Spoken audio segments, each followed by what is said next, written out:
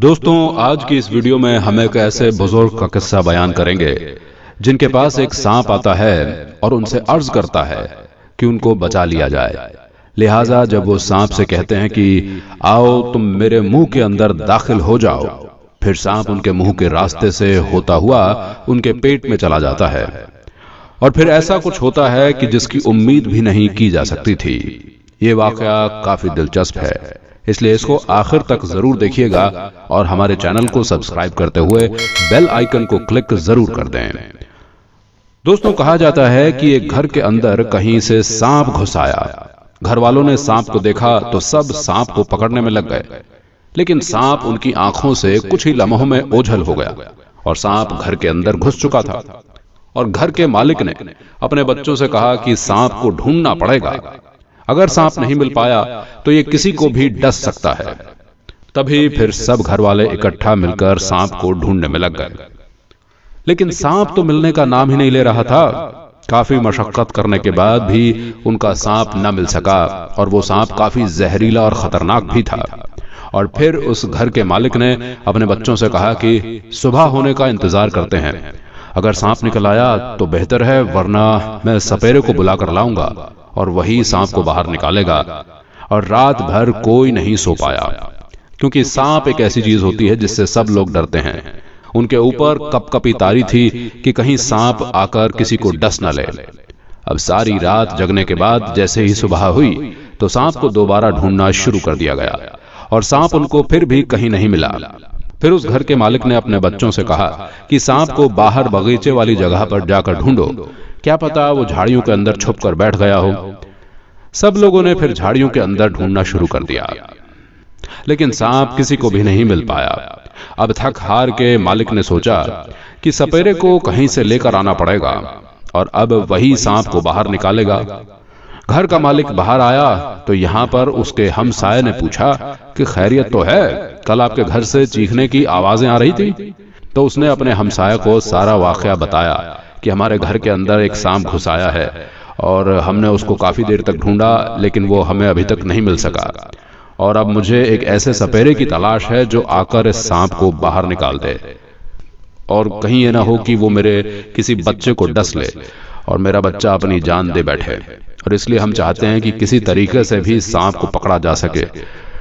तो उसके हमसाये ने कहा कि मैं एक ऐसे सपेरे को जानता हूं जो कि बहुत बुजुर्ग आदमी है और उसका तजुर्बा भी काफी पुराना है और वो चुटकियों में सांप को बाहर निकाल देगा।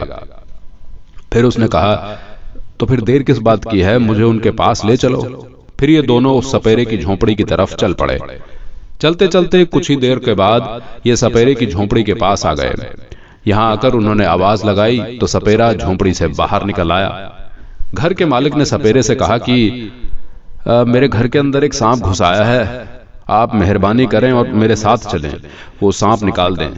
फिर ये तीनों इकट्ठे घर के सांप वाली जगह पर चल पड़े। कुछ देर बाद ये तीनों वहां पर पहुंच गए। यहाँ आकर मालदार आदमी ने उसके घर का सारा मुआयना करवाया। तो अब सपेरे ने कहा कि तमाम लोग अपने कमरे से बाहर आ जाएं। सब लोग कमरों से बाहर आ गए। फिर सपेरे ने अपनी बीन बजाना शुरू कर दी और वो पहले कमरे में बीन बजाता रहा और उसे सांप यहाँ पर अभी तक नहीं मिला। फिर ये दूसरे कमरे में चला गया और इसे सांप वहां भी ना मिला। और फिर ये तीसरे कमरे में गया तो इसे सांप वहां भी ना मिल सका। ऐसा करके वो बाहर बगीचे में आ गया। यहाँ आकर उसने जैसे ही बीन बजाई तो सांप बीन की धुन पर नाचता हुआ आ गया। ये सांप देखने में काफी जहरीला और बड़ा था। सपेरे ने उसे बड़े अच्छे तरीके से अपनी टोकरी के अंदर डाल दिया। अब सब घर वाले काफी खुश थे और उस सपेरे का शुक्रिया अदा कर रहे थे। घर के मालिक ने सपेरे को इनाम के तौर पर रकम दी और रकम देकर रवाना कर दिया। सपेरा सांप लेकर अपनी झोंपड़ी की तरफ चला गया। यहाँ पर आकर उसने सांप को टोकरी के अंदर ही कैद कर लिया ताकि ये किसी और को नुकसान न पहुंचा सके। तो फिर उसने सोचा कि मैं सुबह इसका जहर निकाल दूंगा ताकि ये किसी को नुकसान न पहुंचा सके। उसने टोकरी के अंदर सांप को रख दिया। उसे यह ख्याल ही नहीं रहा कि उसकी टोकरी के ऊपर वाला जो कपड़ा था वो खिसक गया है और उससे सांप बाहर निकलकर कहीं रेंगता हुआ निकल गया। सुबह हुई तो सपेरे की आंख खुली। जब उसने देखा तो टोकरी में से सांप गायब था। सपेरे को इल्म हुआ कि कहीं सांप काफी जहरीला ना हो, कि ये कहीं किसी को नुकसान ना पहुंचा दे और मेरे इस सोच की वजह से किसी को नुकसान ना पहुंच जाए। फिर ये उसका पीछा करने लगा और बीन बजाता हुआ उसके निशान पर चला गया। और जंगल में एक बुजुर्ग बैठे हुए थे जो कि काफी नेक और परहेजगार बंदे थे। ये रब की इबादत में सारा दिन मसरूफ रहते थे। ये बुजुर्ग हर किसी से नेकी करने में सबसे आगे होते थे। ये दुनिया से मतलब न रखकर सिर्फ अल्लाह की इबादत किया करते थे। और अब सांप भी कहीं से रेंगता हुआ बुजुर्ग के पास से गुजर रहा था।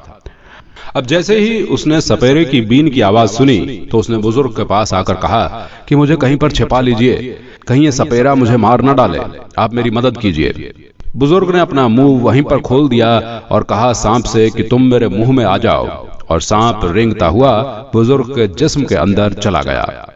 जब सपेरा ढूंढता हुआ आया तो उसे सांप कहीं पर भी ना मिला, तो ये वापस चला गया। अब कुछ ही देर के बाद सांप ने बुजुर्ग से कहा कि तुम बताओ कि मैं तुम्हारे दिल को चीरूं या कलेजे को। तो उस बुजुर्ग ने कहा कि मैंने तुम्हारी जान बचाई है और तुम मुझे ही नुकसान पहुंचा रहे हो। मैंने तो तुम्हारे साथ नेकी की थी और तुम मेरे साथ ये कर रहे हो। सांप ने बुजुर्ग को जवाब दिया, नाहालों के साथ नेकी करने की यही सजा होती है और ये सजा तुम्हें बहुत ही महंगी पड़ेगी। तो बुजुर्ग ने कहा कि तुम मुझे मारने में लगे हो, चलो तुम मुझे ये काम करने दो, मैं अपनी कब्र बना लेता हूं, फिर तुम मुझे डस लेना। अभी उनके दरमियान बातें चल ही रही थी तो आसमान से एक फरिश्ता उतरा। तो उसने बुजुर्ग को कुछ ऐसी चीज खिलाई तो उस पर उस बुजुर्ग के जिस्म में से कुछ चीज निकलने लगी, जिससे सांप के टुकड़े टुकड़े होकर जमीन पर गिर गए और सांप पूरे तरीके से खत्म हो गया। तो फिर बुजुर्ग ने उससे पूछा कि तुम हो कौन जिसने मेरी जान बचाई है? तो उसने जवाब दिया, मैं तुम्हारी वो नेकी हूं जो तुमने अभी सांप के साथ की थी। बुजुर्ग ने रब का शुक्रिया अदा किया कि उसने उसकी जान बचा ली। अब बुजुर्ग ने तो उस सांप की नेकी नियत से ही उनकी मदद की थी, मगर बुजुर्ग को यह मालूम ही नहीं था कि ये उसी को ही नुकसान पहुंचाएगा। कभी कभार नहालों से नेकी करने की सजा यही होती है और ये दूसरे लोगों को मुसीबत में डाल देती है। खैर जो भी हो, लेकिन इंसान को नेकी का बदला जरूर मिलता है। अगर वो सच्चे दिल से किसी की मदद करता है तो अल्लाह ताला उसकी नेकी को बेकार नहीं जाने देता है और फिर बुजुर्ग की ही तरह उसकी मदद कर देता है। वो अपने नेक बंदों को परेशान नहीं होने देता है। लिहाजा जो भी हो, हमें नेकी करना नहीं छोड़ना चाहिए। अल्लाह ताला से दुआ है कि अल्लाह ताला हम सबको नेक अमल की तौफीक अता फरमाए। आमीन सुम्मा आमीन।